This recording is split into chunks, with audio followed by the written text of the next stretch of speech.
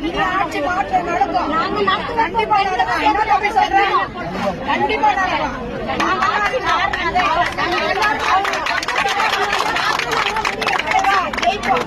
கண்டிப்பா ஜெயிப்போம். நீங்க என்னமா சொல்றீங்க? ஓட்டு போடுவீங்களா? தளபதி ஓட்டு போடுவீங்களா? வரணும், ஓட்டு போடணும், ஜெயிக்கணும். அப்ப வந்து இவரை பார்க்கணும். நமக்கு என்ன தேவையா வந்து இவரை சந்திக்கணும். கண்டிப்பா ஜெயிப்போம்.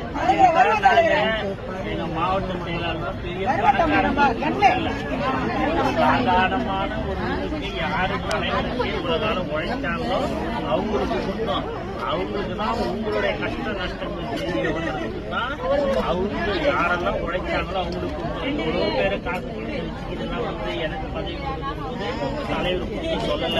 உழைச்சவங்களுக்கு மட்டும்தான் பதவின்னு சொல்லி கொடுத்து இன்னைக்கு உங்களோட இருக்கிற ஒரு மாவட்ட செயலாளரை தான் எல்லா இடத்துலையுமே போட்டிருக்கிறோம். ஏன்னா உங்களுக்கோசம் தான் அதை பண்ணுது. தலைவர் பண்ணது உங்களுக்கோசம் தான் பண்ணுது. எங்க பார்த்தாலுமே நாங்க போய் நிக்க தோணுது. நிக்க தோணுதா?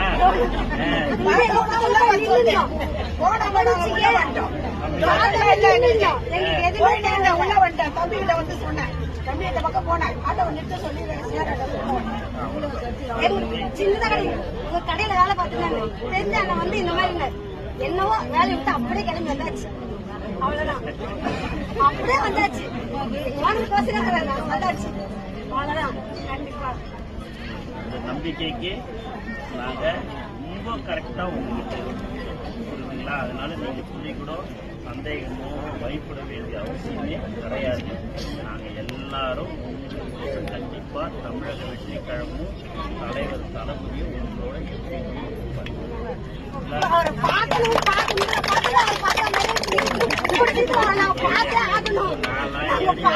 இதெல்லாம் ஒரு முகமா